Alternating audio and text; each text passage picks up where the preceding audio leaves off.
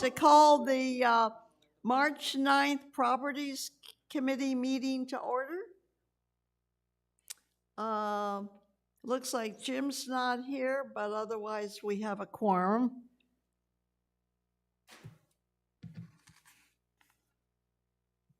So, moving on to approval of the minutes. Do we have any additions or corrections to the minutes from last month? If not, we'll accept them as written.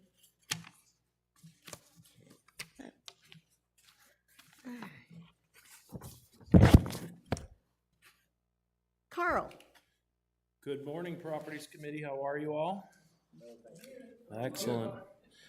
Our March 9th report for projects completed throughout February. Friends of the Library book storage container was completed on 3/3.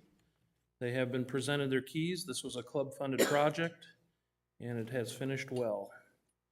The Sports Pavilion storage area rolling gate, that was proposed by the Properties Committee over this last season that we walked the areas. You saw the new refrigeration system that was installed. Now the area has a nice rolling gate, and it is also completed, even though it says in progress. So, and then finally, our environmental services maintenance yard gate. This project has got a couple phases, but the security gate across the entry of environmental services complete and painted. Oh, it is painted. The next set of project bidding for this is cyclone fence that goes from Hillcrest up to the social hall. So that'll be, that has been confirmed by the general manager for release of funds. So I can move forward with that project, and I'll keep you updated. And not on this report is just a quick update that the ARC Club has provided all the appropriate document approved for the low bid that came in for their club-funded storage yard project. So that project will begin here next month. And that's all I have. All right. Thank you. Carl, what was the cost of the container for the Friends of the Library? We were purchasing our containers from two different vendors based on availability, and the costs were somewhere between $5,500 and $7,000, depending on how we wanted them modified. Wow. The two we bought years ago were $2,000 and $2,500, so it's the escalation. That's why I was curious. Thank you. Russ? Good morning. Okay, Coons Pool. We're getting ever so closer to getting those posts up for those indicator flags. We are just waiting a vendor schedule. And then in lieu of that, we had a leak underneath the deck. The autofill line is leaking. We had that located. We were going to repair this in-house, and we have decided as of yesterday, I'm going to have a vendor come out and do the repairs, only because of the unknowns. When you cut through the deck, if we bust a line, now the pool's going to be shut down a whole lot longer, and it's a mess on us versus having a vendor do it. So I'm going to have a vendor come out. They will relocate that spot and then go in and fix it right away. And then when we do the rubber patch back for both the repair, they will do, the poles will be installed at the same time, and we'll do both repairs at once. So it'll be nice and neat. And that is all I have. Roberta? Yes. I'm not sure if this is a question for Carl or Russ, but could you give us an update on the patch jobs that are being done on the tennis courts here at R.H. Johnson? I know 7, 8, and 14 have had work done. 14's got a big patch on it, so if you could just give us an update on where we are with that and why. You know, we resurfaced those courts November of 2018, which isn't all that long ago to be having the wear and tear we're having. So if you could just give us an update, please. Everybody's assumption that has brought this to my attention, and the facility leads and facilities maintenance thinks that it's just crazy that our court's concrete has little spalling circles that pop up. This is the nature of concrete. But when the club brought it to our attention that there was more than we were willing to just kind of wait until maybe something else came up to send people over there. We addressed it. We've done it in a clean, efficient manner. Bottom line is, all it is just the nature of concrete flaking a little bit and creating about a $50 size pop of paint color. It's not actually any real thickness to it other than our court surfaces have paint that's 2 layers thick. So when in the past, sometimes we've just brushed it and made it look better. But this time we took a little extra time due to the tournament coming up, the discussions that I had with the club, and we did multi-layering with facilities maintenance crews, and I think they turned out quite well, and they're all repaired. To my knowledge, they're all repaired. Do you anticipate having more spots pop up like that? Or is that just anybody's guess? That is anybody's guess, and I think for 18 courts, approximately 5 years old, to have every year we have anywhere from 3 to half a dozen little pops like that. That's typical concrete reaction to any surface. So, you're welcome. I have a question. Any, Carl, I've had a question from a couple different people. Can you just run over quickly for me what's going on with the sound at Beardsley Pool? Everybody thinks it's simple. I don't think it is. Okay, well, there's a couple things going on that I've been working on. One, as of today, we have a vendor coming to provide us some new equipment. Not that that's going to change the sound quality in the pool area, but it is going to make our system more reliable, allows us with more functions and separation in what's happening. So like after today, we should be able to have an instructor play whatever they're playing for information and it not be being broadcasted inside of the spa, so the spa folks can enjoy music and like the fitness folks.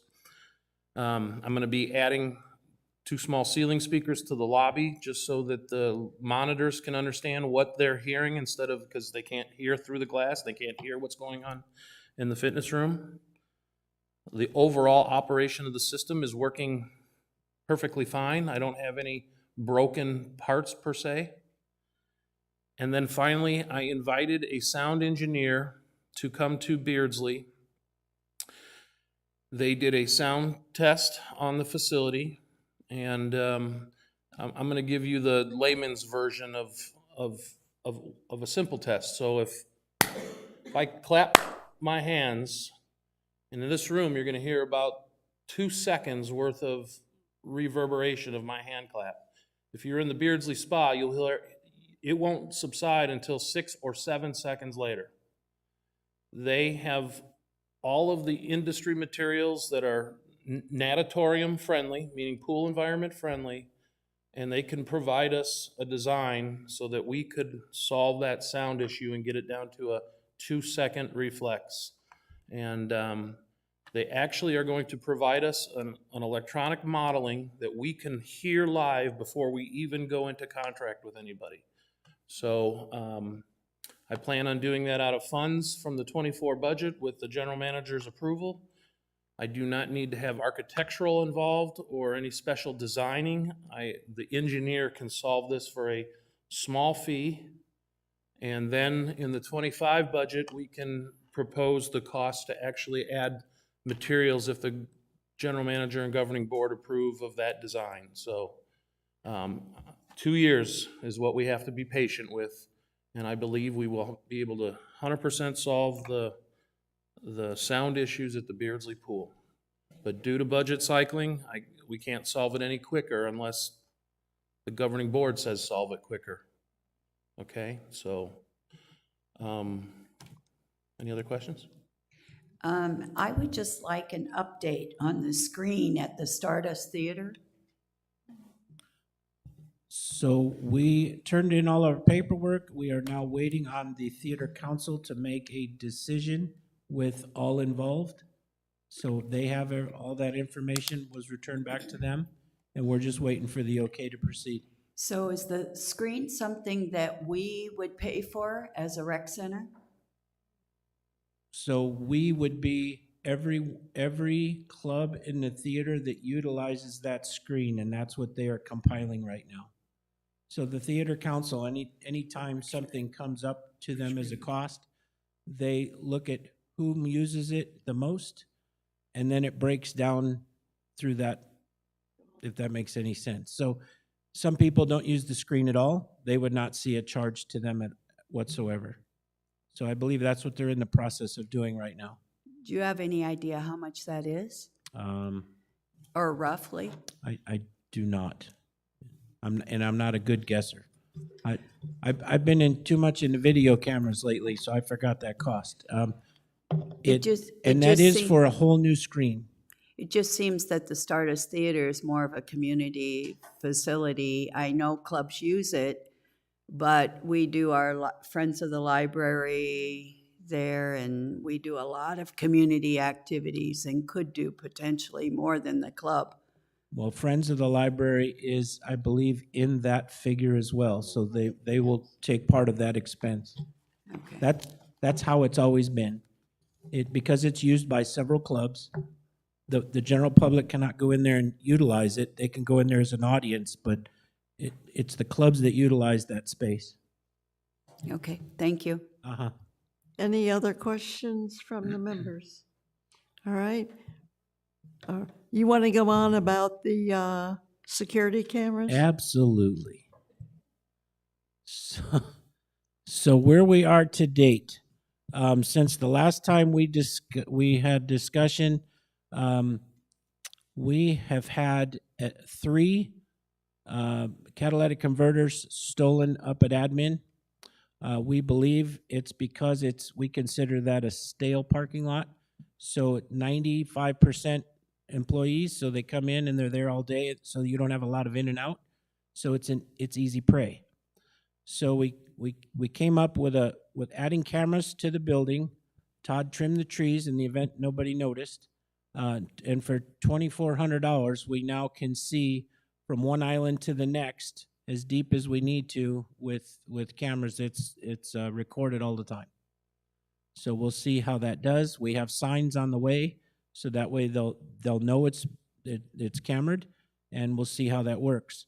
I also, as I said, I was looking into the portable units. So I reached out to a company who's based in Texas. They have, why isn't this working? There we go. So they have portable units that are for lease only, so we don't buy them.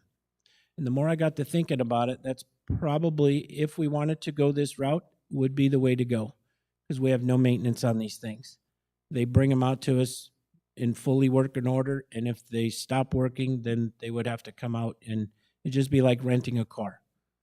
You just pay the rental and you use it, and you go on from there. So on this slide here, it just shows what the units have, what their capabilities are. I met with him via video. I gave him addresses of all of our sites so he could Google map it. And I explained to him, what we were looking to cover. So if we decided to try one of these, we would already have a plan in place to add more if we chose to do so. So here is kind of the layout of what it would cost. Let me see if I can't blow this up. There we go. So the very first one at the top is for 1 year. Down at the bottom, you're looking at $2,200 to deliver the unit and $2,200 to pick it up when we were done, whether it be a year, 2 years, 3 years, so on and so forth. And then the per month fee, and then I brought the cost across for the year. And then as you can see, the longer you go in terms, the cheaper it gets. And then, so what this does, it sits out in the parking lot. It would be positioned, and so when they deliver it, they put it in place.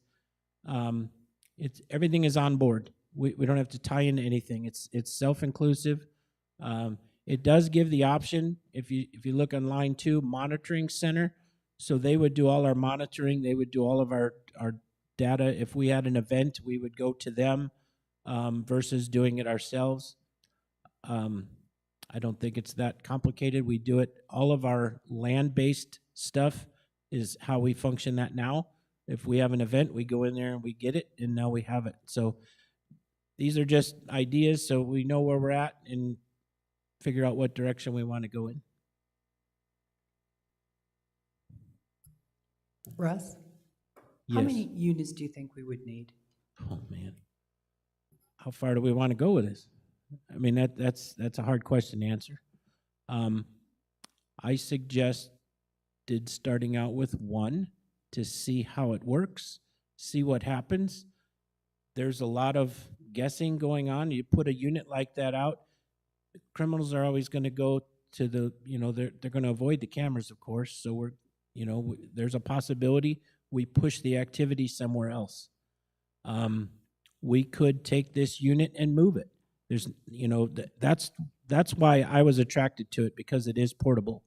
It doesn't mean we need more. So we start small. There's other places where we can do the same thing we did up at admin, where we just place cameras on the building. Those cameras only reach out so far, though, before you are unable to see anything worthwhile. Yeah, if that was my makes next sense. question. How Yeah. far, like, what's the clarity of the video coming through? How far can it go out? Based on what I saw through the screen when we were done with this one up here, every bit of halfway down the parking lot, and that's a long way. Carl, I'd guess at 300-400 feet from top to bottom, the parking lot. I'd say our parking lots are about 200 yards long. Yeah. So So a About 100 yards. football field's worth. That's pretty good stretch.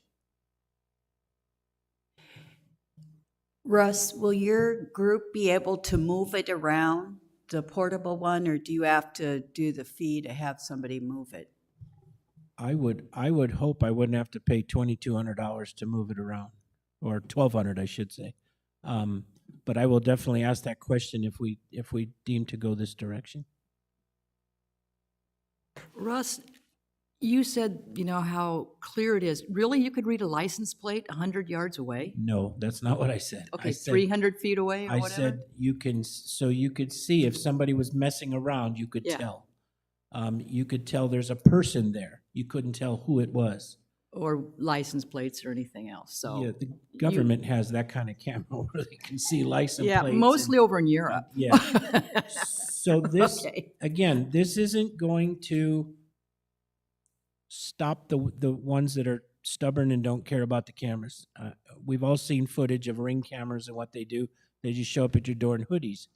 But what it does do is it gives law enforcement something, and then they can take our video and they can actually enhance it more than what we're giving them. So we have that to go on as well. And then it is a deterrent. They see the cameras, they're not going to mess in that area. Will they go somewhere else? I can't answer that question. But you're going to have signs put up, smile, you're on camera. Yes, Already, we're going to do that. yes. Sometimes just the knowledge of that helps a lot. Well, and it helps to have a camera that they can see too. False signs really doesn't do anything. Yeah, I just ordered the signs this morning, so they'll be out soon. So can you give us an update next month to see how effective it's been? Effective the physical cameras have been? Yeah, Sure. Yeah, so far we've had nothing. So far they've worked. And I'll keep reporting that, yeah, for sure. Russ, just another question. You mentioned that there were 3 catalytic converters stolen the last time we met. Yes. Have there been any more reported incidents anywhere at any of our facilities since then? Not to our knowledge, no. Okay, thank you. Russ, the church right across the street has had 2 catalytic converters taken in the last month, right across the street from us. And I'm also kind of wondering, who monitors this? Is this one of those, it's on your phone and on your desk or something? So So it's the real easy to particular find. ones that we put in, we positioned it right where one of our employees sits and works, so he can just gaze up and look at the screen. but technically it's being monitored by the recording. So you don't have to look at the screen.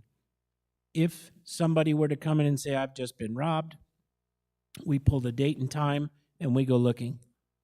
And so there's no need to look at the screen because you're not going to catch them in the act per se, if that's what, yeah. That 24-hour surveillance that's probably going to be your biggest bill out of any security, like a casino where you have, an entire team sitting there staring at many, many screens. Other than that, you're relying on the signs to scare them away, the physical cameras, and then the recording, so you have something to give to law enforcement.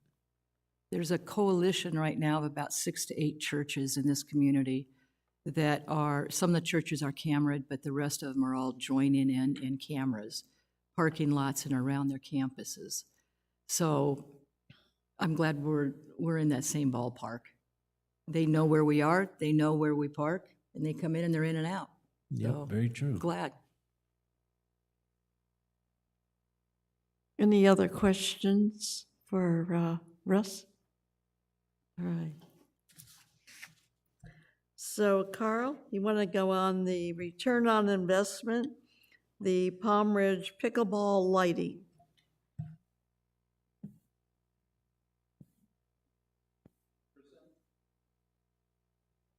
I presented this to BNF previously, last month. A few of the committees have asked, what is the return investment after I've shared that budgetarily for our energy conservation projects, we've saved an average of 40% or greater on energy conservation. That hasn't changed, but when we talk about the Palm Ridge Pickleball lighting conversion, what's involved in this is more componentry, which is the arms, hardware, and the light fixture to modify what exists currently.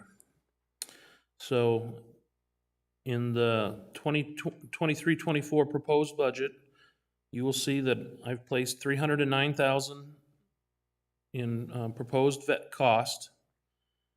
The vendor provided estimate for budgeting was $288,000. I placed $21,000 for a 7% contingency to cover for, our 1 year of discussion to the time frame that I would go out for bid for inflation, any wiring issues, or any other unknown issues in doing this conversion. Approved project requires 3 competitive bids, and so that $288,000 could very well come in lower once 3 vendors start competing against each other.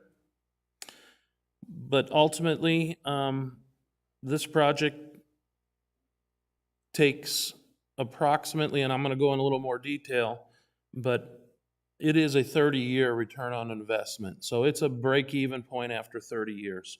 And why do I say that now? You'll see in the charts coming up, Musco Lighting provides for these fixtures a 10-year guaranteed maintenance and labor guarantee. And so what does that mean? You won't have any bulb replacements or LED replacements should one fail, and you won't have any charges for labor for 10 years should anything be required of Musco. We currently have 76 1,000 watt metal halide bulbs with an average replacement of every 2 years at an average price of about $75 at today's cost. And over 10 years, that's a $28,000 maintenance bill. That does not include any considerations for just wiring wearing out over the years, another 10 years of aging going by, or the typical operating expenses that we experience through facilities maintenance, doing corrections if something goes wrong to light controls or switches. But you will see the Musco evaluation, specifically talking about the savings of energy. So you can see the difference that there is over a 30-year period or 10-year period of time. Our lighting bill is $131,820, and with these lights, they are $70,792 anticipated. When you hit to the red bar, if you can go to the next slide, Russ. Thank you. That's where the maintenance included costs for controls, light bulbs are figured in the Musco projections here. So average year, 10-year ownership savings is $98,634 from an energy conservancy. But due to the bottom line cost of this project, if it were truly $309,000, it would not calculate out in the typical areas where we have like lighting for parking lots and whatnot. Another component about metal halide bulbs, though, is our hardest hit to energy is when them bulbs are turned on. And what that means is that, they might be a 1,000-watt bulb to run power, but when you go to turn them on, it's like a 3,000-watt hit. That bulb has to explode inside to energize the gases. And when you turn on 76 of these things at one time, that's a calculation we really can't even do. So I think our return is a little better than 30 years, but the bottom line is that this document and the questions that were asked, which were really good from the committees, shows what we would need to invest just to keep it a new, modern LED energy-saving facility, but there's a cost involved. This is a program that has been continuing on for the last 5 years since I've been here. We've done all our parking lots. We're finalizing R.H. Johnson from the last building of interior. And so all of our parking lots are done, our interior buildings are done, and the only future involvement in energy lighting change for energy conservation is the pro shops, from their old fixtures to new. So I will continue this program with the dollars that we place in the budget each year. But I don't have anything else. I'm not trying to convince anybody. We're just following a program to keep us modern. LED does create energy savings, and we are 15 years old on our current fixtures. So, any discussion on this? Anybody have any questions for Carl? We did approve this as a committee, as part of our tours. So I don't, The only thing that I can add is that since this ROI the question for return on investment came up, I've had a few discussions with other lighting vendors, and I'm actually in search of the original lighting company and trying to determine if they could reuse our poles and provide their new systems as a much more simplistic alteration. And maybe I don't have quite the impact of cost on the hardware and the arms that are required for the Musco lighting. So more to come. I wouldn't, even if this got approved, we're not just gonna make any nilly-willy decisions on it. I'm gonna search it to its enclosure and find the best value for us. So I'm not sure where the governing board, is gonna decide on approving or not approving this item, so. like I said, any other questions for Carl? I just want to make a comment. The LED lighting changeover in the ARC shop is dramatic. Now we can see our mistakes. At a 40% energy reduction. All right, so I don't think this requires any action from us. Like I said, we had already put it on approved items from our tour list, and we're expecting it to be in the budget for this year. So, all right. Space utilization. Okay. Okay, Tim Hurley, our president of the board, had put this as something that the committee, properties and charter club, should keep monthly utilization on different facilities. Well, we were busy with budget and everything else. The committees had to do the policies that we finally have time. Kinda. Yeah, I did have a couple questions, but if you have something to say first, Casey? Sure. I'll just start off by saying thank you for having me. Again, this is only about a year process. This report we actually compiled in October last year, so there's always room for improvement. I have my pencil, so I'm open for any critiques or ideas, concepts that you may have.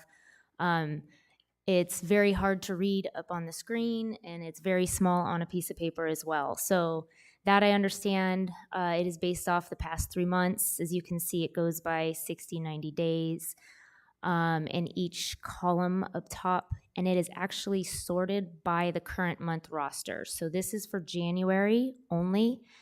So I do know some of these clubs have a lot more roster counts than what you see, but it's because of the renewal process that we're going through. Sorry, I don't have February's right now. I'm hoping to get February and March at the same time to you, hopefully by next month. But so just keep in mind, roster counts look low because it is during the renewal process for all clubs. Roberta, I'm open. Well, one of the questions I have is I still notice, okay, first of all, on this, it would have been nice to be in alphabetical order by Okay, club. and that's just something Jack and I kind of have done on the roster count. So if you want alphabetical order, I can make that change. Yeah. That's easy. That's an But we easy. noticed, Kay and I noticed softball was missing. Yep. Yeah, There and are- as Sherry said, the RV club. Yep. So there are clubs that are missing. Our V club, Recreational vehicle. yeah. Not sure why that's not on there, but Lady Putters is part of the Golf Council, so you'll notice all the golf clubs are not on here because they utilize the golf courses. Doesn't mean we can't look into it. And then, what was the other club you mentioned? Softball.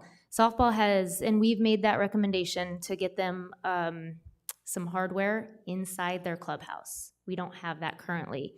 So unfortunately, we just don't have any data on them. Okay. Yes, But the recreational vehicle club meets at the social hall.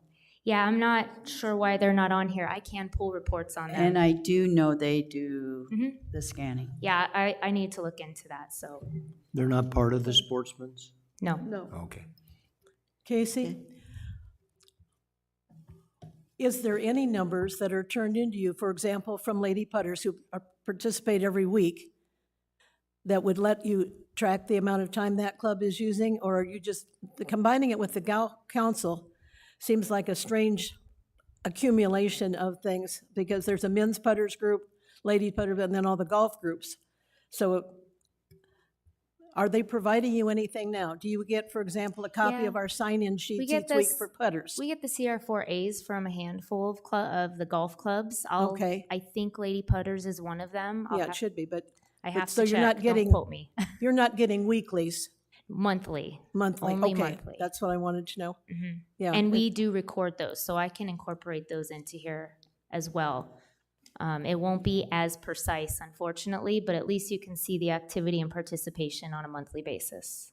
The other question I had is, how can bocce have a 341.1% participation rate?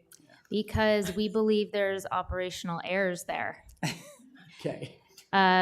So when our members go into any facility that has a monitor, one of our staff, they have buttons they have to choose. So we'll just use Water Fitness as an example. Water Fitness is there for their club activity, but Carl's gonna come enjoy the pool. Well, in that rush of Water Fitness, we're gonna put Carl in as a Water Fitness member. So there's a lot of room for error, so we are working on the monitors and trying to correct that as well.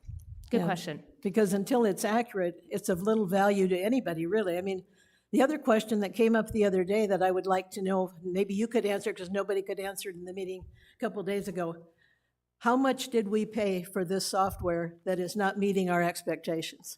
Actually, Katie emailed Joel yesterday, so, and then Jack got that as well. It's right now currently $30,000.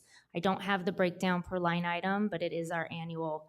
The first year that she implemented it, it was $18,000. That was only for licensing.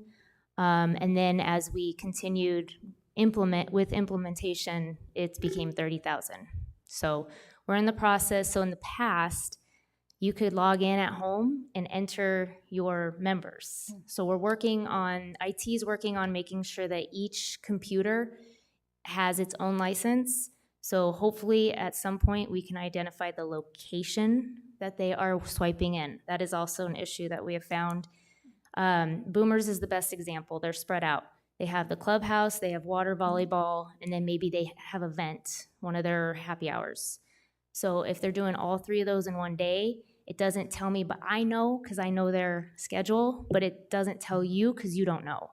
So it's not telling us what location each activity is being done by one club.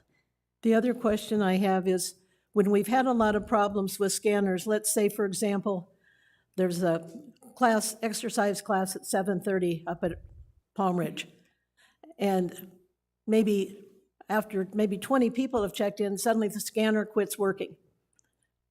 Is there any way they account for the other 60 people that may have showed up for that class, or does it just feed to you as the 20 that went through the scanner? Because it seems to be a continuing process.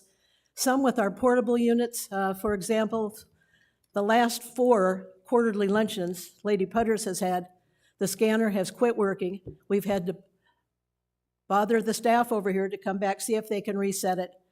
And so the numbers have not been accurate, and it just bothers me that we've spent money for a system with great expectations, but there's more holes than Swiss cheese in what we're getting right now. So, I mean, it's a long way from being acceptable and worthwhile to you and your staff and to the governing board as far as, and this committee making decisions on space utilization especially.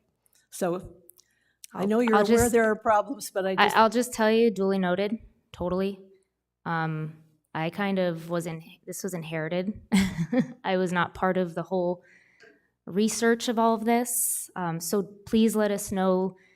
I know that was a problem. I didn't know it was currently still happening. It is. So I need to know that from the clubs. And the staff is not telling me that either. And we have a pretty good relationship with the staff. So please, if you know any clubs that's happening to, tell the president to reach out to us, clubtrack@suncitywest.com. And you can CC, I'll see it anyways, but you can always CC myself in it as well. might be a good idea just to send an email out to the president of each of the clubs and just let them know that you definitely want to know about these problems. Because getting that word out, well, I know, but Have I? sometimes you have to hit people in the head with a 2x4 more than once to get their attention, so it might be It's worthwhile. almost unless my MailChimps that go out to the clubs, unless they are specific to a certain item, I always usually have something on there about Club Track. If you have any issues, please let us know at so-and-so, so-and-so. So I try to communicate the best I can with 94 clubs. And I'm telling you as a favor, please let them know. Pass that on. I'm very happy to noticed help. you have a training coming up the 24th, 26th, and 28th on club tracking.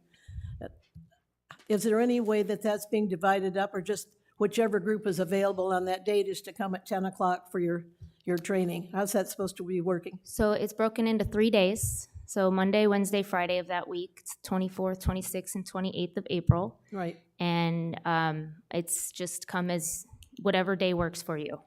So just trying to keep it a high opportunity for all clubs to attend. Have you gotten many questions from clubs so far, or not as many as you'd like to have? Not as many. Yeah. Not as many. I mean, clubs have to take the responsibility as well, and we're giving them this great opportunity to learn. Katie hired a new staff, and she's working hard on a new document to hopefully simplify some of these issues with the CR4. Fingers crossed, not concrete yet, but if we can make that work, that will be part of the training, and I think clubs will be extremely happy if we do move forward in that direction. Yeah, well, I know, it's been, this time of year, a lot of clubs have changed officers too, so there's a carryover of not Always. passing the baton with education. Yep, that's the biggest challenge. Yeah, so it's far from perfect, that's for sure. I just have a basic question. This is the first time I'm seeing this kind of report. Could you just clarify percent participation and distinct check-ins? Sure. Participation is the full club. So if there's a club that has 1,500 people, the percentage is how much participation out of that 1,500 is really being counted. Distinct is more of your regular users for that club on a regular basis. So for example, trying to think of a really good club. What about the computer club? Yeah, computer club is probably good. So if you're familiar with how the computer club is ran, they, in order for them to operate or fix or help you with your computer, you have to join that club. Doesn't mean you have to go to all of their general membership meetings, so on and so forth. So the activity of regular participation is extremely low, other than probably your normal percentage that goes in. I don't want to say that out loud. So you can see it up there, but you'll see Computer West has a very high roster count. It actually used to be over 1,000 pre-COVID. So that's changed drastically, but their distinct members are going to be the people that repair, more so the people that pretty much run that area. And they rotate every single day, so it's different every day. So the distinct members is the actual number of members or percentage of members who regularly visit the club. Mm-hmm. Okay, Correct. thank you. Mm-hmm. You would think that's what we'd want to track, though, wouldn't it, for utilage? Good morning, Marshall. We know you're here, Marshall. Yes, I would agree. Yes, Do we because there have are on- I'm there sorry. I will tell you there are a couple clubs, no mention of whom they are, but to keep them to survive for their membership numbers, husbands and friends sign up, but they never attend any of the events or activities. We know that. So do we have in one of these, I haven't had time to look at it either, I've never seen this. What is the total membership of these clubs? Is Yeah, that- it's in there. I So was going to ask that. the current month roster count Okay, is this is January only. yeah. So this is Yeah. not updated because it That's was during the not- renewal okay. process just of the all the current month. clubs. So we Okay. know boomers have more, or have probably the highest count, but because they're in their renewal and they hadn't submitted their new renewals by February 15th, it's extremely high. And then some of the clubs are extremely low Yeah, because that's what they've I'm already looking done at. their renewal, so they're still in the process of renewal while this came out, or they just haven't reached to all of their members. So it's very inconsistent.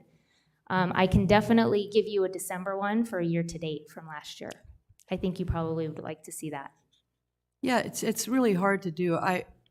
8 years ago, we walked and we jotted things down, but I think we did a fairly good job. So this is far more, probably more statistically accurate, I would hope. Yeah, as long as it's working properly and Yeah. we have full participation. We do have clubs that still are not very big fans of this, so they're not doing much of their due diligence. So, yeah. It's such an important piece of information for us as we grow and as we look at places that we could add something or take something away. It's 100%. monumental for this committee. 100% agree. Casey, do we still have the head counters at our rec centers that walk around on the hour and make notes of how many people are in the meeting rooms and all of that? Yes, And we if do. so, how does that filter into you and combine with the scanning and all the other pieces of the puzzle to kind of verify the accuracy? So yes, to answer your question, we do. We have head counts at each facility. It helps me hourly, so I know how many people are in that location hourly. So if you have a bunco game that starts at 5 p.m. on a Wednesday and everybody checks in at 5, they have a very high count. They're a club that I need to really look into and figure out what to do. So their highest in February was 88 people. And so when they do the head count at 6, it still tells me 88. 7 still tells me 88. Another club that we're looking at, it tells me 64, then like 54, then 24. So that's extremely important for me to see that and how I can use space utilization to our advantage. Thank you. I have So a, where is that data kept? In our files. Okay, but it's all manual, right? It is all manual. Our leads are responsible for putting it in, as well as Donna. Actually, I don't even know what her position title is. Clerk? Facilities Operation Coordinator. Okay, Facility Operation Coordinator, I believe, helps enter that data as well. Okay. I have a few questions. Hi. So I'm looking at the layout, and just for thought. It would be helpful after you have the club to move where it says how many participants are in that club would be helpful, so we can get a quick look at how many members does the Boomers have compared to all the others, for example. And then you can kind of go through and say, well, what's the participation rate based off of that number? So it's a quick look and you can kind of assess. Another thing I wanted to point out is I don't really know what the goal of all of this is. And what I mean by that is, are you trying to see month over month what the attendance looks like, what the utilization looks like, and how are we tracking that? Like, I know you have, this is your first time, I get it, right?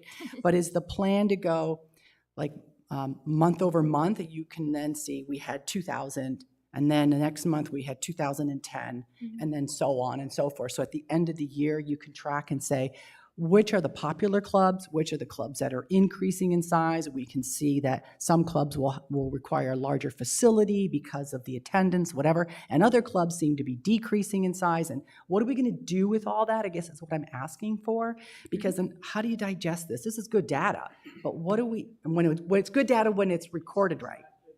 Oh, it's not even. No. Well, Because the I like where information's she's going good. with this, though.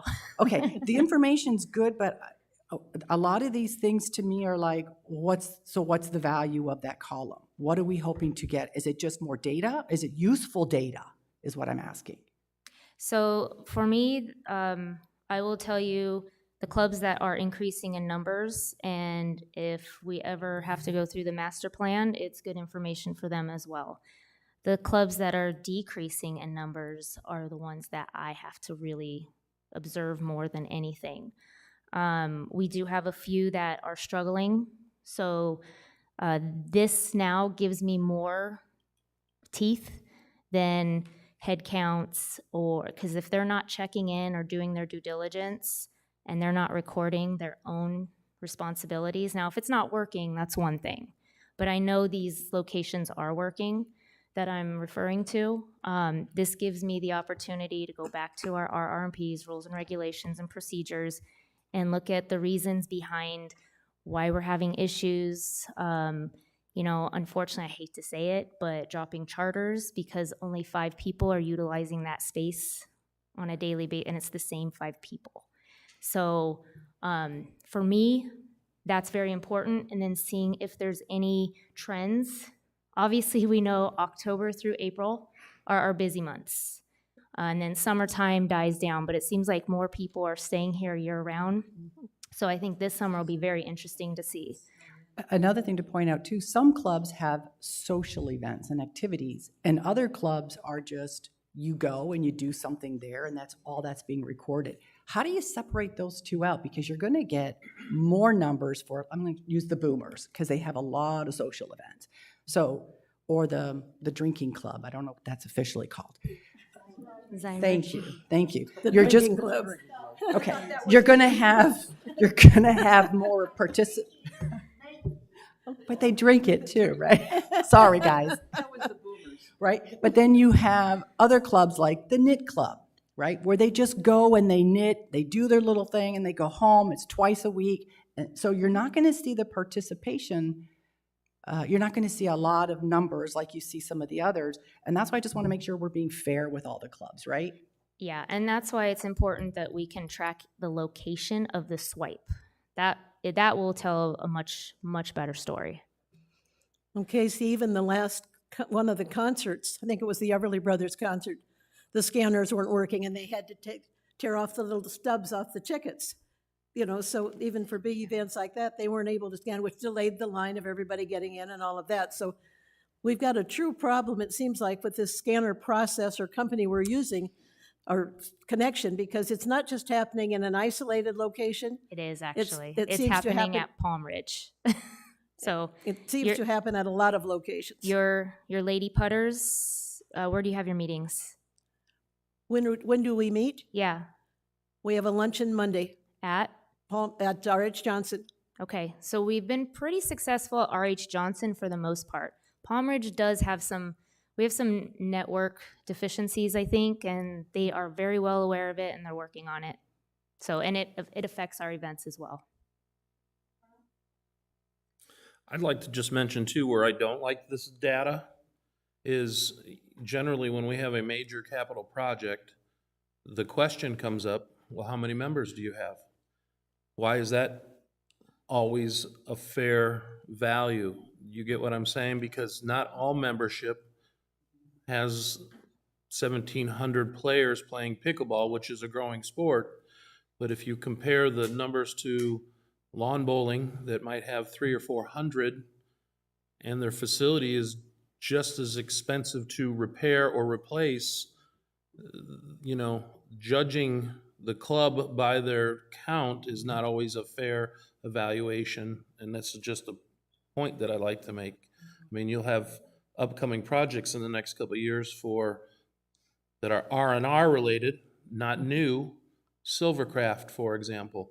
I don't imagine they have club membership comparative to pickleball, No. but their club room is worthy of the expense because of the age and time frame that it's been utilized as is. You know what I'm saying? So just keep that in mind.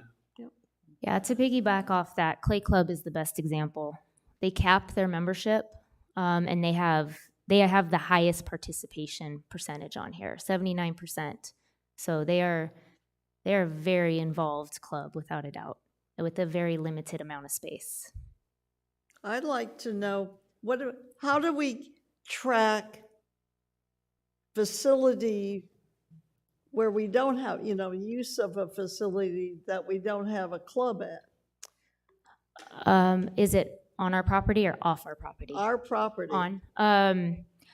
Working that out. So like if you're having the stars, concert under the stars, what is that called?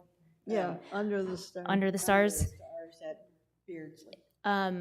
We have to actually bring a MiFi, which is just the little hand pack Wi-Fi piece. So we're doing that this weekend. We're not scanning tickets because there's no need to, but we are going to be taking credit cards for concessions. So we have to have that little pack in order for that credit card machine to work. So we've talked about incorporating that into, we do have a club track piece on wheels over at Beardsley. It would just take a while for you, because you bring in quite a few folks for that one, right? Well, that's not what I meant. Okay, if a non-club uses the facility, you say, Oh, I live here, I'm not a member of the pickleball club, but I want to use one of the courts. okay. How is that kept track? Well, that's actually on Hold My Court. You have to reserve that. When tennis or pickleball have white areas in Hold My Court, those are open to the community to sign up for that. So we So keep track of those numbers. we do. We can go back and run those reports and we'll be able to see them. And what about, like, one thing I noticed, all the table tennis, paddle, Racquetball. and regular outdoor tennis are all lumped together. There's a big difference between that table tennis room and all the courts out there at Johnson. Right? And we do have tennis on here. It doesn't have all the information like all the clubs do, but they are lumped in with tennis, and it's the very last line on the second Right, page. but how do you distinguish between how many people are using the table tennis I room? I think this is another operational thing that we need to clean up. We do have, I know we have table tennis as a button for our monitors. Whether it's tennis club, table tennis, that's the only question, and I'll look into that. Right.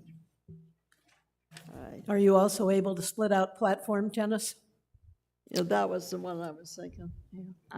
I think you can Nobody just walk plays out on the courts and see that it's Yeah, not Nobody being plays it, used. that's a zero. You know what? They play every morning at 7 o'clock. Go watch them. Russ has cameras. We can look. We can see humans out there. All right. Do we have any other questions for Casey?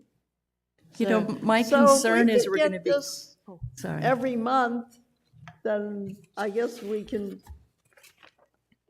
do our own data. Sure. But Roberta, do you like all the columns that are being reported out? Would you, I can would the consolidate. committee consolidate or This is remove some of the fine. columns? No, this is fine. Okay. Jack, I did think you it's gonna have something continuously to have say? work. Yeah. Uh-oh, no, yeah, give you 5 minutes. Give him 10. You know, I just have a really quick question. How do we relate all this back to square footage? To use of square footage? I mean, You can't. well, that's good for facility use. That works. So I want to point out some of the data points and talk to some of the issues that have been brought up here. The report that you see here for January, the first 3 or 4 columns are accurate because it's the first report of the year. What happens, though, is that each year, each month, the roster count is increased. So we don't know what the specific roster is for each discrete month. And the reason you need to know that is, Russ, if you could scroll to the right side of the page, please. Oh, okay, well, if you have it in front of you. If you look at the far right columns, where it goes into the 30 to 60, 60 to 90, and so on, the problem there is that the rosters 30 to 60 days ago, 60 to 90 days ago, and 90 to 120 days ago are different. Those percentages are being calculated using the roster as it exists in January of this year. So the math is wrong. Yeah. So it's understated, and that's why I say that these values are not necessarily useful to you. The only other time the data will be accurate is on the last report of the year, because there's nothing else happening after that. So we need to be careful how we use this data, and as Casey pointed out, there are operational errors about how people are checked in, and it's becoming an issue. And I think sitting here listening to this, it occurred to me that while we call this club track, it's probably more accurate to call it room track, because what we really care about is the space, and regardless of who uses it, whether it's a club or an individual group or an outside group. So what I think we need to do is look at, what is Club Track doing for $30,000 a year, $2,500 a month, and if you add up, I totaled the columns. If you can scroll back to the left side, Russ, please. The year-to-date check-ins for January is, for all check-ins, totals 51,100 and some for just 1 month. The total's not on there, and I think the roster, there's a roster of, I think it's like 20,000 people are members of clubs. Now that's, people are members of multiple clubs, so there are 20,000 club members. So we've got you've got And I didn't do the distinct check-ins. That would tell us the number of individuals who are a member of a club.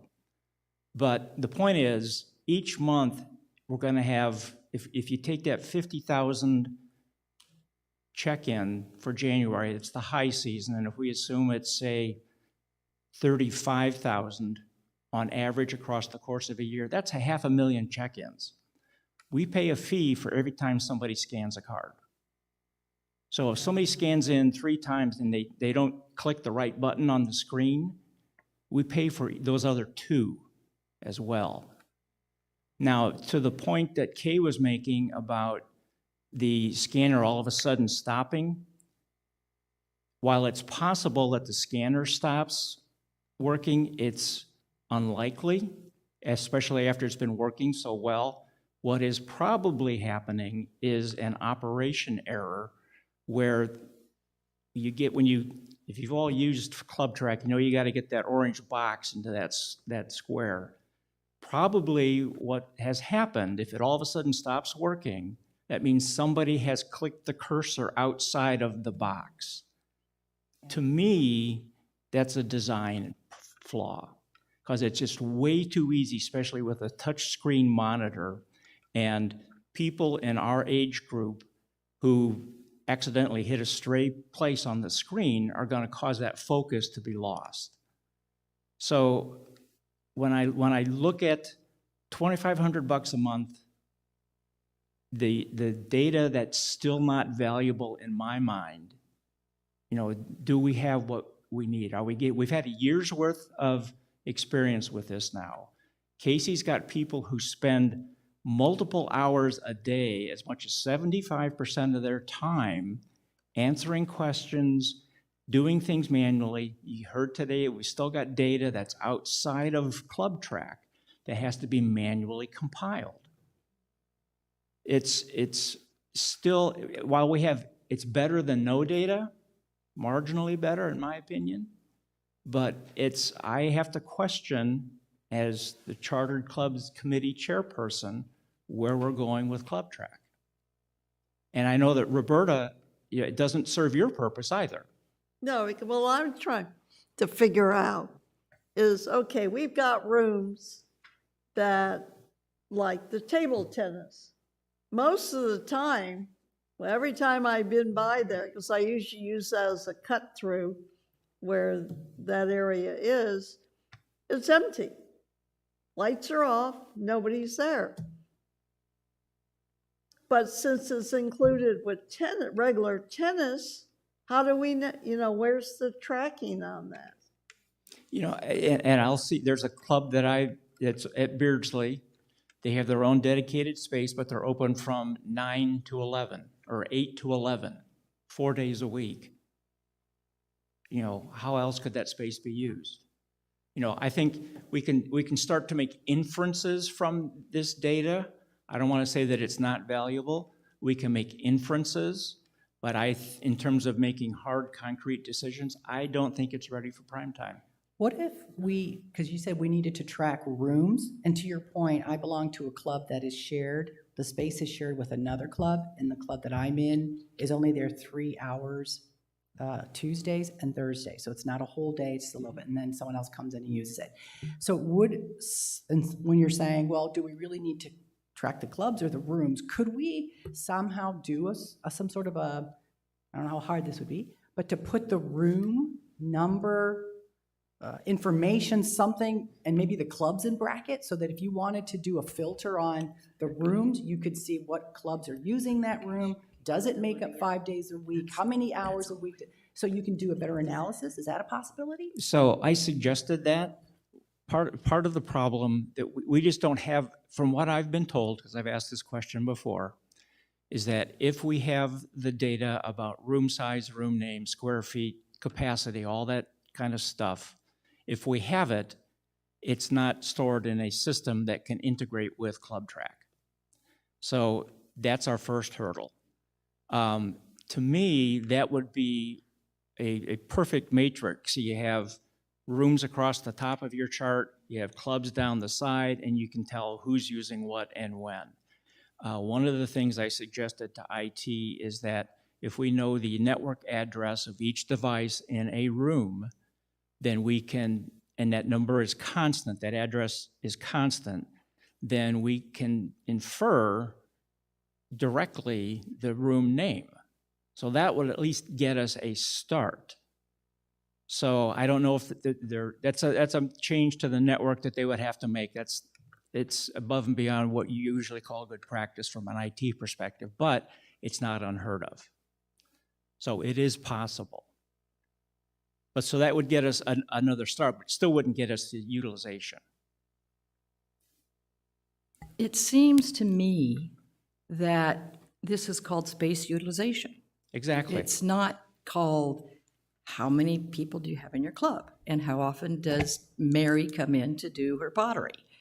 And coming from a very large school district where I had to do all of which rooms had to go every summer, and you really had to look at space utilization for students, teachers, things like that. I just feel like this data is really missing the stuff that the property committee needs, which is why are the porcelain painters there with that many square feet? And I go to ceramics, and there are so many people bashed in there, squashed in there, afternoon and morning, that the relationship isn't quite equal. How do we figure that out with this?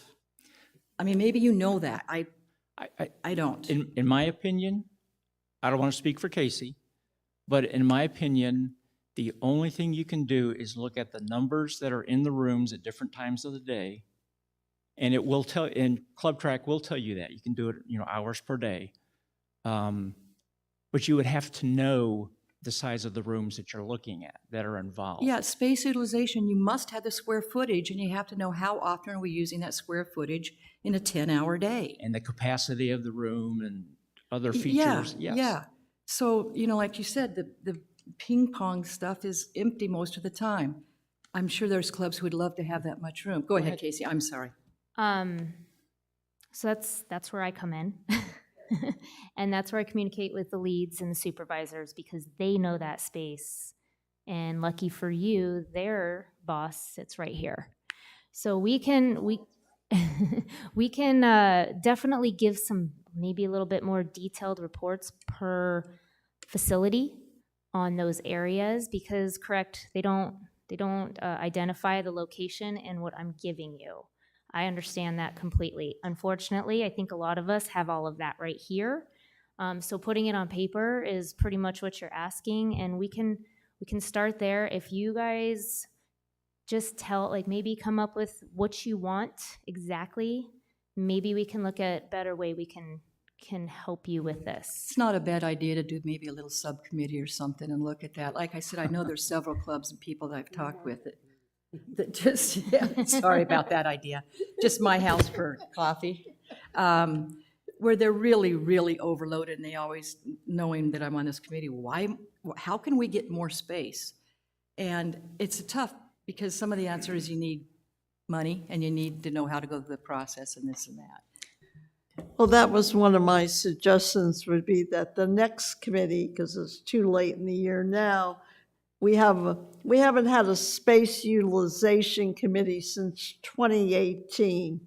Kay and I were on it, and it would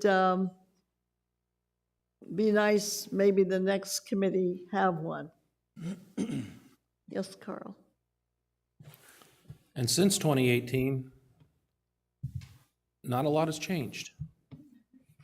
I'm just saying that bring the problem forward instead of redoing the work all over again. You know what I'm saying is that if you have a need, then present it, and we can do a space utilization study on that need. 90% of the clubs that operate in their spaces are operating in those spaces because they're either right-sized or that space is fit for them. You are not gonna be impressed by the number of attendants for lapidary. You're not gonna be impressed by that membership number. But the square footage that room requires for that few people to use their space. You tell me how to divide that up, get rid of 3 sanders for every table, and half of their water tables that are dedicated for that space. So just please think about, in most cases, our rooms are working just fine.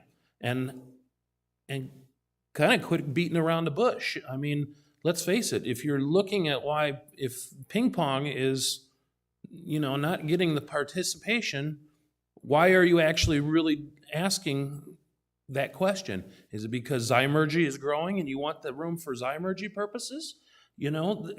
Let's talk about these things real time so that we can really get some work done. But, just jumping around some of this data, we don't get anywhere, so. So the first thing is a club has to come to you and say, man, I could sure use another 50 square feet. Oh, actually, they Jack, have to or- do a presentation. Right, So I mean, I they get have to that. do the want versus need, and each committee has to hear it to see if it fits and fulfills. Yeah, so they have to bring it forward as properties. We're not gonna go and say, man, you're really crowded, or, Because I can You're sit not here for crowded. about 30 minutes and just, kind of lighten the how are our rooms being used tension by saying, let's just say if I were to talk about Kuntz for a little bit. The Stardust Theater is the Stardust Theater, so that's one section of that building that's done. Craft rooms 3, 4, and 5 are multi-purpose. Maybe a club, a different club could fit in one of those multi-purpose needs, but those rooms are being used to pretty much their fullest capacity. Art room is the art room, Weavers is the Weavers, Palo Verde Perchers is Palo Verde Patchers, Wood Shop is Wood Shop. Kuntz is done. Do we need to do another space utilization study on this? I think not, So, but there are areas that probably deserve some time and attention for. You have a lot of concern from the boomers, and the boomers have always raised the issue that they want more space. And they would like an extension to they've talked about expanding that or getting more time from the women's group. So pick a room. What room would fit the boomers' conversation? We're talking, in theory, 1,000 people that belong to this, if not more. What's the room? Do we really have it? I mean, do we have a room that we could study that would fit the needs? I mean, I have literally heard about boomers' expansion for 5 years. There's been conversations of adding a building on the back of a social hall. There's just been all kinds of good, passionate thoughts, but we don't pick that space, The spaces that exist, I think, in truth, we know there isn't a space that somebody else could be just pushed out or moved, This is an impossible task, folks. No, it isn't. Because like, for instance, the end of this month, we're gonna lose a third of our people in our shop. May 1st, we'll be down to half, probably. Then we've got 5 months of, you wanna use our room, it's empty, that kind of thing. I don't know how we're gonna solve this, as far as, So my thought, I agree with Carl that the space is fixed, it's constant, and we're landlocked. We're not gonna be able to expand and buy new property or that kind of thing. We maybe can spend huge amounts of money to build additional buildings, but for the most part, our space is fixed. And as Carl pointed out, some of it's specialized and fit for purpose for particular clubs, and that's not gonna be able to be shared. However, so the only variable really are the club usage, the club rosters, and the club usage. So that's the variable that we have to worry about. And we can adjust for seasonality of, the snowbirds versus the firebirds. But what a tracking system will do is help us to be able to answer the questions from an informed perspective rather than an anecdotal perspective. So I think it's worthwhile to do this, very much so, but I think that we need to change the way in which we're going about it. Well, we also have the issue of non-club usage. That's true. That's, I mean, if I'm a homeowner, which I am, and I get emails all the time, I'd like a third dog park. What's my process? we have nothing published that tells these people what their process is. Now, Well, it doesn't mean the governing board's going to approve it. It wouldn't go to chartered clubs because it's not a club activity. So what is our process, and do we have anything out there that lets the average homeowner know what to do? Well, in that case, the closest thing we have, Roberta, is a club. So if you take the dog park example, we've got 2 clubs that use the dog parks. The only way for somebody else to say, I want a dog park, is either the mechanism is through those clubs. So maybe they're not members or don't want to become those members. That's a shortfall in our process in order to let our residents and our cardholders understand how to do that. But also to your point, we have the situations where a cardholder may want to rent the R.H. Johnson Social Hall for a wedding reception, or Meeker Mountain for a wedding reception. Not only are those things that we need to track, but those are also possible sources of revenue that we can use to help avoid dues increases.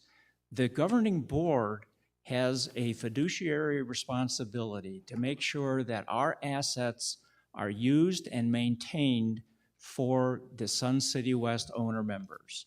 Right, but you have no process published Exactly. that lets people know if you're not part of a club and you're pushing for, like we have people who want a larger pub. And you read my mind, Roberta, because Yeah. not only do we not have a process, we don't have a way to measure how these things are being used. Club Track is a first attempt to measure how we utilize space. The good news is it's version 1.0. We've learned a lot from this. I think we've learned that there are a lot of places where this can be improved, but we need to be able, we as a community and as a governing board and clubs need to be able to know how we're being measured. And that's the value of something like this. Russ, you had something? Yes. We absolutely have open opportunities for any individual owner member to show up at any given meeting and offer suggestions. We actually had that in here not too long ago. An individual wanted to promote a 2-story building over at Kuntz, and it was suggested to him he maybe gather up some more people so he's not standing there alone.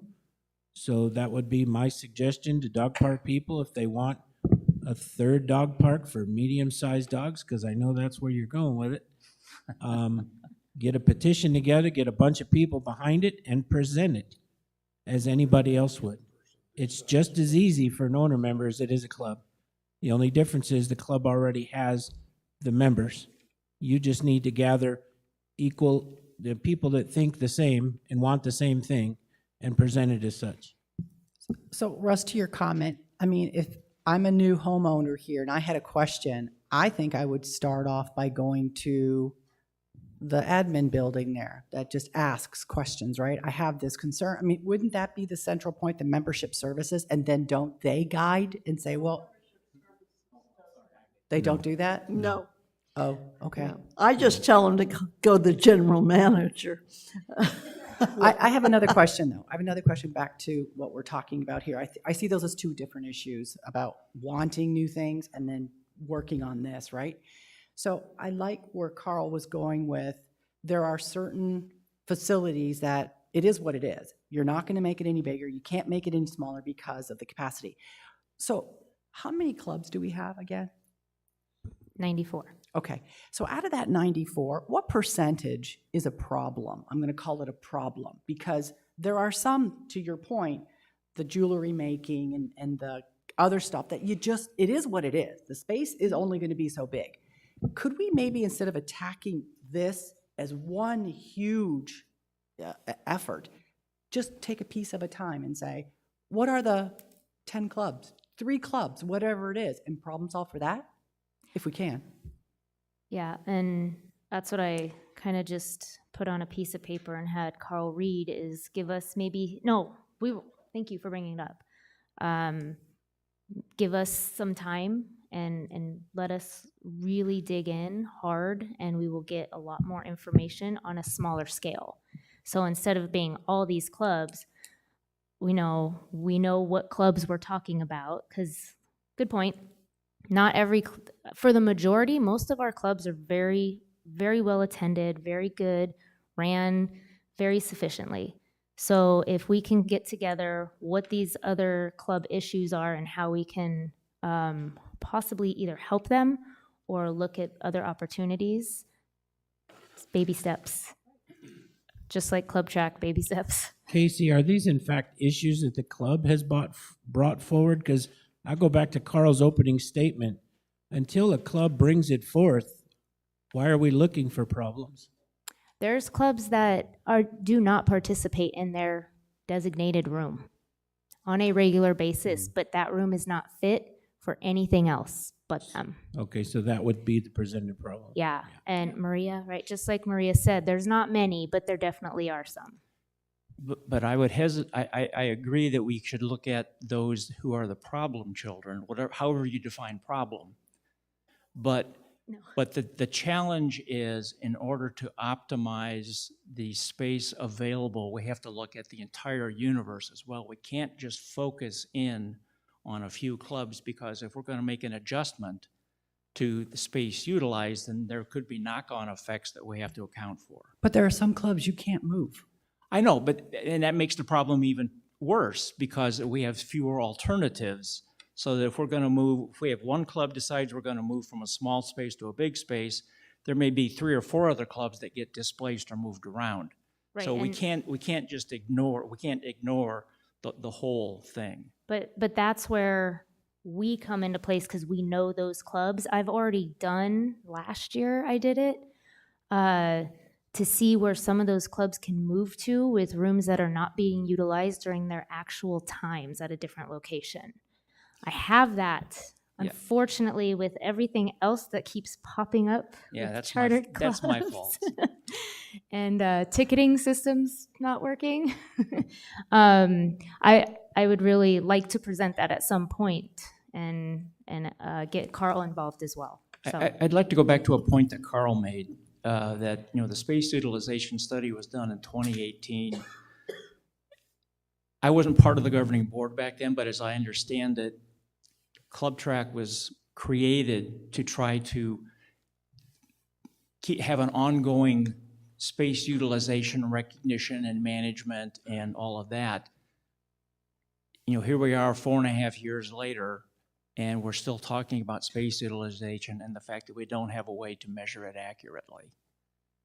So I think it's important to consider that and figure out where we're going to go from this point forward. Well, I don't think we're going to solve this issue We're not going to solve it here, today, no, absolutely. But it would be nice if we continue to get the data and then work out if we have any more questions or what more information we need for future planning. And that'll go on to another governing board. Only adjustment is alpha. You want alpha, everything else you're good with? If you decide you want me to cut any columns, just email me and let me know. Okay. Could I add one more, Casey? Tom, We you were- had a question? Okay, go ahead, Tom. Where does this fit in the master plan? Or does it? Go ahead. What do you think the master plan is? That's my opening question to you. Non-existent. Okay, we were presented a presentation about the future. I would use that as what the master plan Okay. had been predicted to be. Okay, so you're absolutely right. You were presented the facts and findings from a survey that went out to our community, to every member, and let's just say we got approximately 5,000 to 6,000 results from that. And those results categorized percentages of the most interesting things to the community based on the question. So yes, we know that pickleball wants to expand. Yes, the community is interested in in social gathering or find some form of dining. Yes, the boomers would like a space, whatever those categories were. But when you looked at the results, it didn't just come with, and you have these answers, and this is why I'm challenging you a little bit. So the general manager has presented that information. You see the categories of the highest interest points from 5,000 people out of 20 or 17 some thousand members. And then the other answers that were provided you were, are you willing to pay for these things? No, actually. So, yes, we're interested in more dining, but no, we're not interested in increasing our dues to pay for that, okay? So that is information, and it is what it is, and I don't mean to be so frank and cold, but this is where it gets difficult to, everybody puts the general manager on the spot. What is master planning? He's provided you that information. It is your duty as the committees to pursue it. Do you want to talk about having casual dining as the subject matter to drive all the way through a governing board planning year? Have we done that this year? No, we have not. Have we touched any subject from any of our committees that have carried from the master planning results that you have been provided earlier in the year? We have not. And that's why we just keep going in these circles and circles and circles. So master planning is a document that's been presented multiple times. The conversations come up in multiple of our, half the year review. And you can read it, but there is no more than that in the master planning mindset. If I might, we've been told the master plan is not finished for this year. The goal was to have it done by April. So we do not have a finished master plan. I beg to differ with you. We have a draft. The last we had heard was there would be more subcommittees formed to fine tune it, and then it would be presented before the end of this fiscal year. We're still waiting for that. So I know where you're coming from, Carl, and what we got. But again, I've been through 18 years of surveys of master plans and ideas. And if you don't follow through and implement them, they were a futile exercise. And that's kind of where we are. But until the general manager says, okay, this is the final master plan for the next 5 years based upon what we've got, then that's the direction the subcommittees, the community, and the board should attack and see what's reasonable, what's not. It's sort of like a Christmas wish list. Yeah, we'd like to have all these things, but in reality, somebody's got to pay the bill. And right now, with where we are in the economy, it is very obvious the next couple of years are going to be a board that counts pennies where previous boards may have counted dollars. And I think that message needs to be communicated to the community from this point onward, because that is reality, folks. So, the nice to haves are great. We've made some great improvements over the years, but, you can't be penny wise and pound foolish either. You have to take a look at what's real right now. And I think that's kind of where we are. So, that's kind of the point where we've reached. And lots of people have said, what happened to the master plan? Why haven't we seen it? Well, when I've raised the question recently, that was the answer I got. We'll have it by the end of this fiscal year. So I hope we do, because otherwise it's just sitting growing dust on a shelf and not solving any of the issues. So, thank you. I believe a lot of people too get confused the difference between master planning and the 5-year plan. That's a policy of our annual budget. So when you see the budget roll out, you see that the CFO, the accounting team, provides not only what the current year total budget is for capital and for operating expenses, but there's also the 5 years of categories of R&R.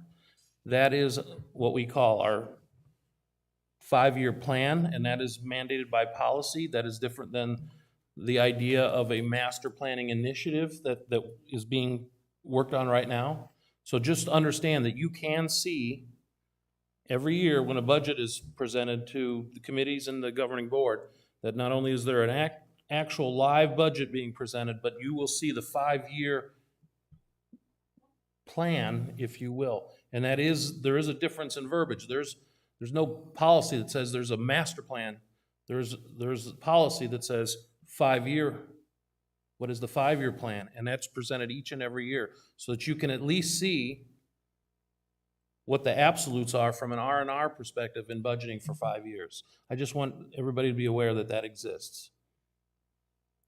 Carl, can I ask you, and what you're saying is true, I can see when the roofs need to be replaced in the next 5 years. I can see how many HVAC units need. But it doesn't tell me as a community, where do we see us in the next 3 to 5 years? Do we see us with every golf course operating every day? Do we, how do we see us in a philosophical term? Is that what you're saying the master plan is versus a capital expense 5-year plan? Two different ways of looking at it? The master plan that Kay has referred to, that will be presented to the governing board in a few months, Yeah, in a more finished sense, yeah. it's not quite as, how do you say it, what direction we're going in a feeling. It's the facts presented from ideas that have been brought forward, a survey, and it goes back to the leadership of our community, our governing board, to say, what level of weight do we put on these first? Is a restaurant important to us as a community? And we have been for many years in a conservative stance, even though we've spent a lot of dollars on expansion, improvements. Kay is absolutely correct that when you look at the financials and where we're at, even with a master plan of saying, hey, yes, the priority would be pickleball or restaurant or something like that, are we going to not take a conservative stance and spend and do it? That's the difficult decision. So the master plan has to also include the budget, the capital, the master plans, and I've done 3 or 4 of them, but there was some money in there. But it was really our philosophy of who we are, where do we want to go, where do we want to be in 5 years? Do we want transportation in here? And I know that's kind of been an issue. It's a bigger look at Sun City West than dollars and cents. And obviously, we're in a tight moment right now. So maybe I'm just a little confused of what we're going to get. I'll wait and look at it and see. To me, they're pretty clearly different things. So, and I also have a little bit of a concern coming up with a master plan that takes usually, a year or 2 maybe. It only goes 3 to 5 years. Our board turns a lot, and their agendas turn a lot. But our staff doesn't.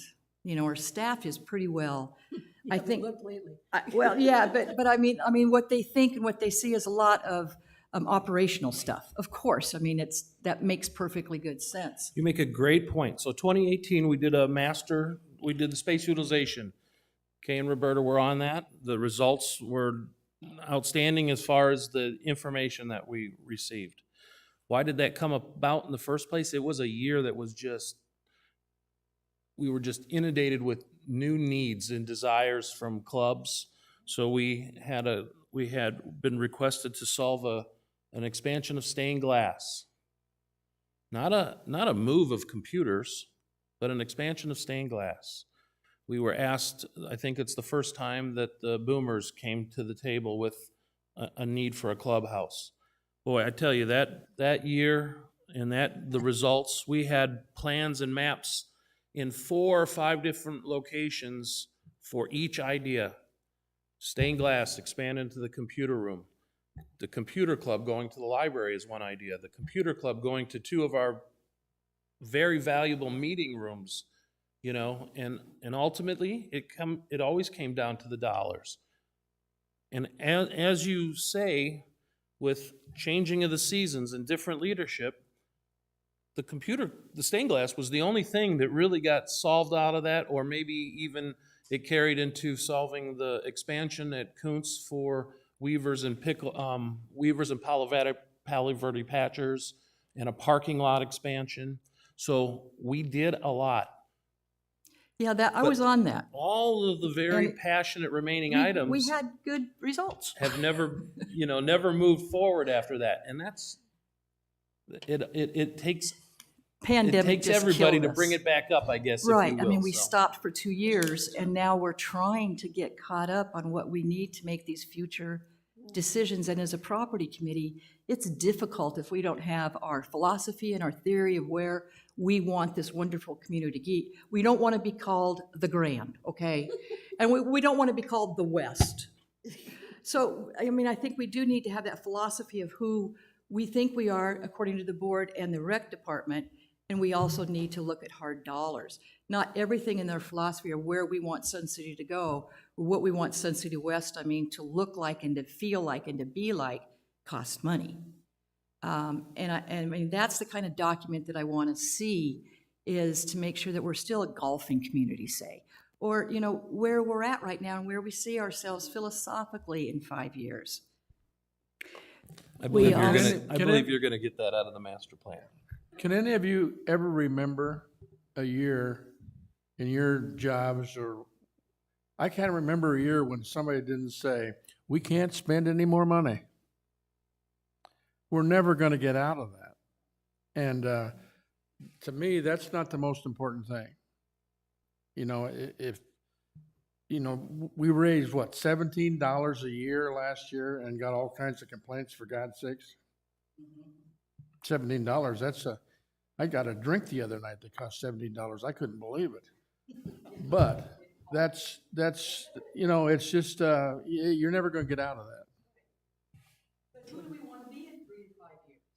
Who do we, as the board and the rec department, want to be in 5 years?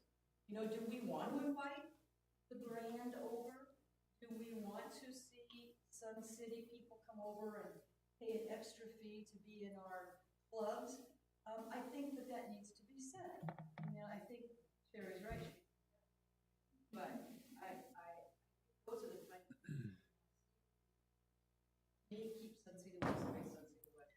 Yeah, but that's something that not for this committee, and I think we can kick this dead horse for a long time. So I'm going to move the agenda.